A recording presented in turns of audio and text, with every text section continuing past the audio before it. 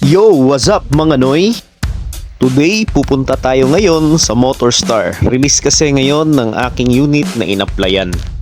May bago kasi silang unit ngayong 2025, yung Easy Ride Legend 125. At isi-share ko sa inyo yung mga little insights at kung bakit ko nagustuhan yung motor na yon at paano na din yung pag-process ng pag-release nila. Tara, samahan nyo ako!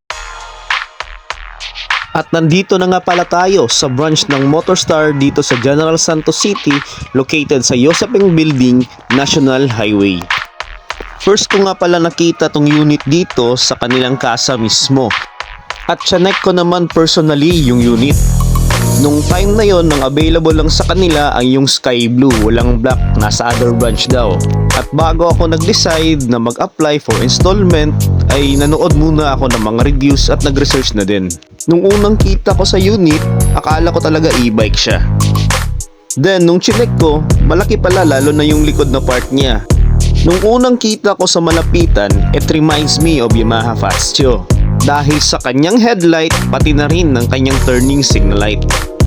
At yung fairings niya sa likod, parang Honda Scoopy na may pagkalambreta. At yung muffler niya ay parang sa Vespa dahil sa stainless yung finish. And that was just my personal opinion lang din naman. Ang first option ko talaga sana is yung Kymco Like Italia 125. Kaso ang presyo niya nasa around 97k. Tapos itong si Legend 125 is nasa 63k lang. And then meron pa silang zero interest sa installment nila. Budget wise, itong si Legend 125 na lang yung inapplyan ko. And mas pinili ko yung mura nilang down payment, nasa around 4,500, hindi nga lang zero interest. Nasa 3,065 yung 3 years niya. Kapag sa branch ka magbabayad is 300 yung rebates, at kapag ka nasa labas naman ng branch is nasa 400 yung rebates niya.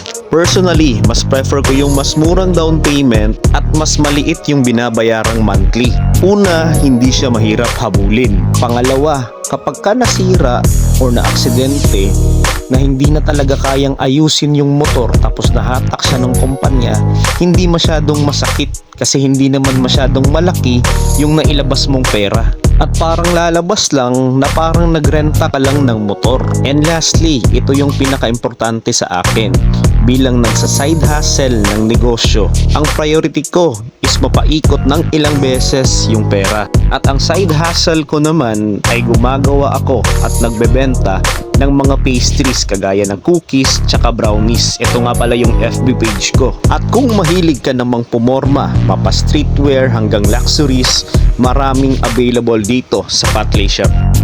And I would like also to share na it was my first time na kumuha ng China bike when it comes sa scooter.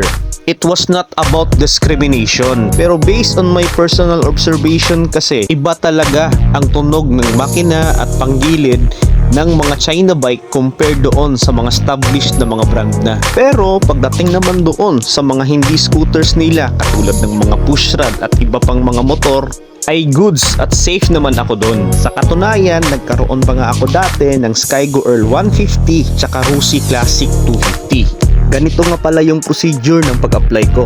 Una, nag-fill up ako ng application form nila.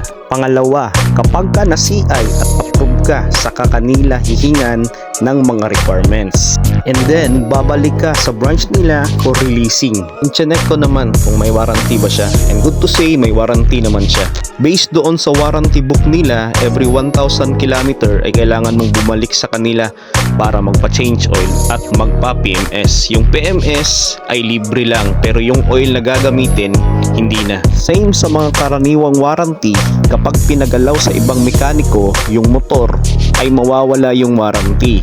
At sa next video ay magkakaroon ako ng honest experience review tungkol dito sa Legend 125. Meron din palang mga freebies, may helmet, merong tools, warranty book, user manual, tsaka plate number.